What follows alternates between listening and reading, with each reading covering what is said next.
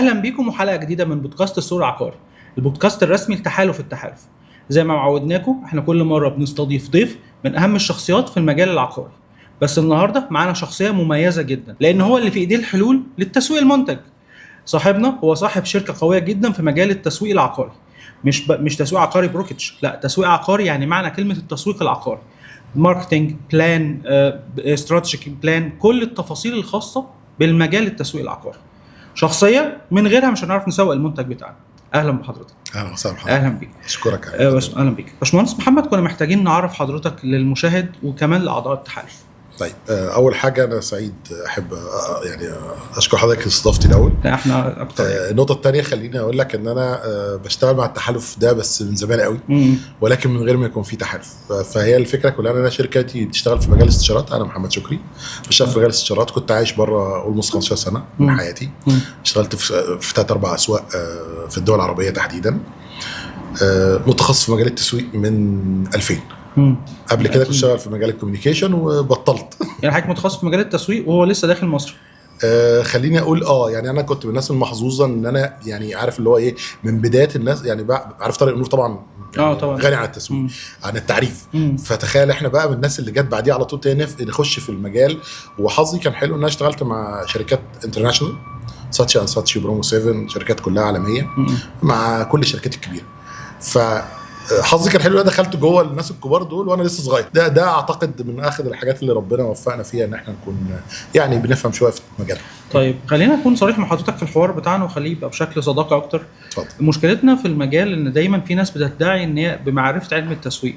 نعم. وده ساعات بيعمل مشاكل كبيره جدا في السوق، وساعات بيخلي في شركات بتصرف كوست كبير جدا في اتجاه ما يبقاش ليه مردود.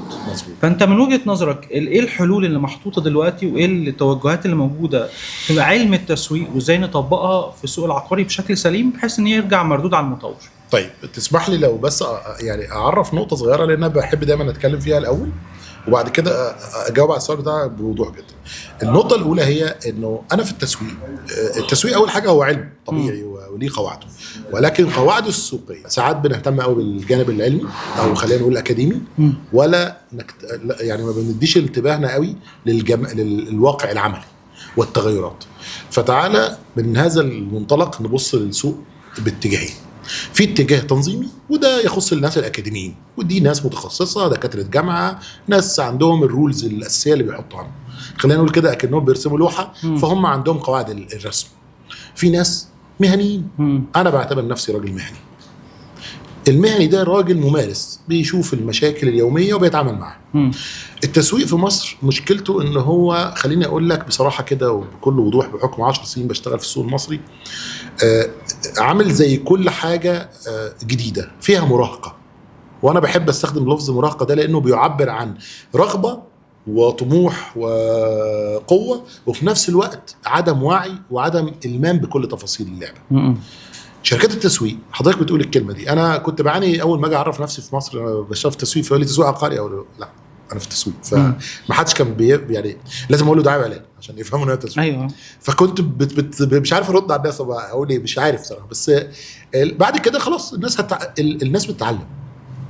حاليا احنا داخلين في مرحله، خلينا نقول ايه، مرحله التصفيه. القوي اللي عنده قواعد، عنده خطط، عنده بيسموها كده منتج حقيقي، هو اللي عايش. تمام، دي حقيقة. وهديك مثال بسيط جدا. انت عارف ان حضرتك يعني لسه كنت قبل ما اجي لحضرتك فكنت بحاول اقرا كام رقم من الارقام بتاعت مجال القطاع التسويق. فمثلا كان عندنا 600 او 300 ديفلوبر لحد سنه 2016. النهارده عندنا مسجل 1900. ده مسجلين. أيوة. طبعا غير مسجلين ارقام اكبر من كده كتير جدا. فانت بتتكلم على سوق حصل فيه ضخ مرعب. اكيد مش كل الناس عندها خبرات، اكيد الناس دي ما عندهاش حتى قدره اختيار التسويق الجيد. هو بيحاول يعمل منتج، فكره المنتج وان العقار هو الملاذ الامن حقيقه، لكن برضه في الاخر زي كل حاجه في بلدنا للاسف بتروح ليها دايما، هو ان احنا عندنا عدد كبير من البشر، فبنيجي نعمل حاجه بنعمل ناس كتير بيعملوا نفس الحاجه. أيوة. فتلاقي شركات تسويق كتيره، طب هم بيشتغلوا تسويق، طب عندهم خبرات، طب عندهم تجارب، طب عندهم يعني حلول.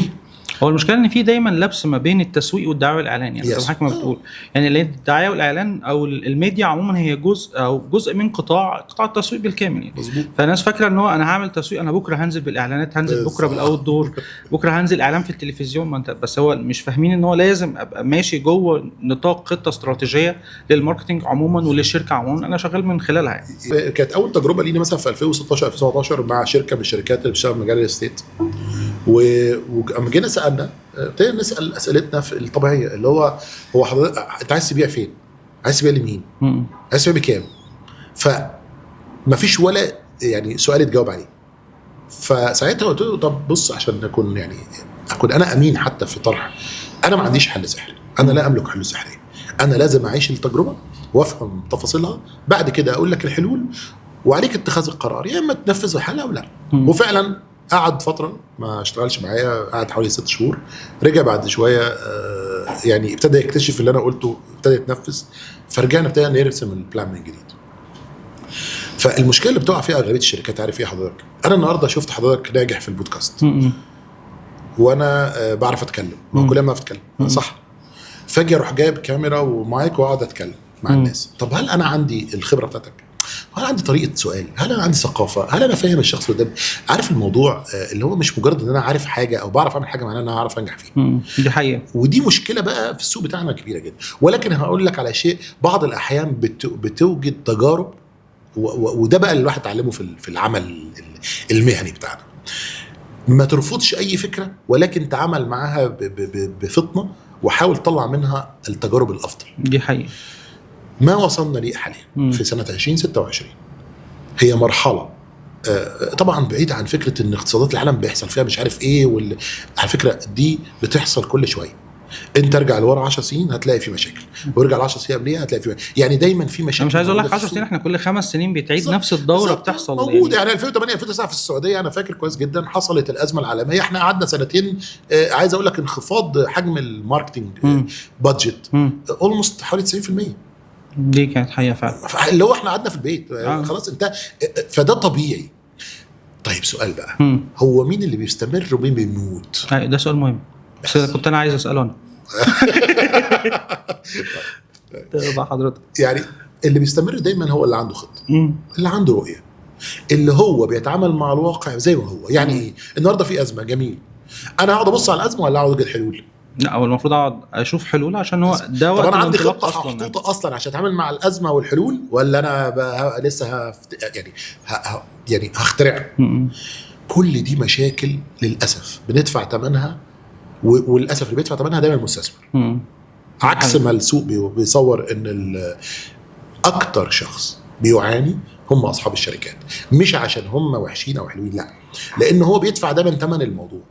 انا النهارده استثمرت، ما عنديش موظفين مهره، فهضطر استثمر تاني لحد ما اجيب واعلم واطور فده وقت وتكلفه. فلازم السوق يعني يكون فيه اول حاجه، تعالى نتفق على شيء، ان السوق عشان ينضبط محتاج ليه رولز نمشي عليها. طيب الماركتينج ده عباره عن ايه؟ عشان نفكك الازمه اللي الناس بتصارع فيها، التسويق والاعلان والادفرتايزنج والبي ار والمبيعات، هو الموضوع بسيط جدا. عندك داتا او عندك داتا تقدر تحللها، عندك معرفه بالسوق بتاعك كويس، قادر تقرا احتياجات السوق الحقيقيه ولا لا، قادر تحلل الارقام دي وتوجد حل مناسب يتناسب مع السوق وامكانياته واحتياجاته، ولا انت داخل تعمل ايه؟ انت حضرتك كتبت دلوقتي الروشته بتاعت اي حد عايز يشتغل في التسويق بالبلدي، يعني اي حد يشتغل في اي حاجه عندك. تمام، خلينا نخش برضو في النطاق الخاص بالحلقه، وهو نطاق التحالف. جميل. كنا حابين نعرف حضرتك ليه شاركت معنا في التحالف وبقيت عضو فعال كمان معنا، وكان هدفك ايه من دخولك معنا في التحالف، وهدفك ازاي تستفيد من التحالف كمان. طيب خليني اتفق معاك ان التحالف بالنسبه لي ودي نقطه يمكن انا اتكلمت فيها القائمين على التحالف اللي هم المجلس الاداره، وقلت لهم الكلام ده بكل وضوح. قلت لهم انا داخل التجربه للمره الثالثه والرابعه والخامسه، ما عنديش مشكله. يعني عملت شفت تحالفات قبل كده، وكنت طلبت منهم حاجه واحده، انا عندي اخش في اي تحالف لان هو ده اللي مطلوب للواقع الحالي. احنا محتاجين نتعامل مع المراهقه اللي عندنا، انا شاطر في حاجه وانت شاطر في حاجه ونجمع الناس الشاطرين دول فنقدر نطلع منتج كويس. نتعامل مع سوق واقعيه اكتر، نقدر نكسب فرص سوقيه. فانا داخل عشان كده. لو التحالف هيقدر يوفر لي او هو بالفعل موفر لي القاعده الجماهيريه، او خلينا نقول قاعده الشركات اللي هي ممكن اقدم لهم خدمتي، هم يستفيدوا مني وانا استفيد منهم، فانا موجود.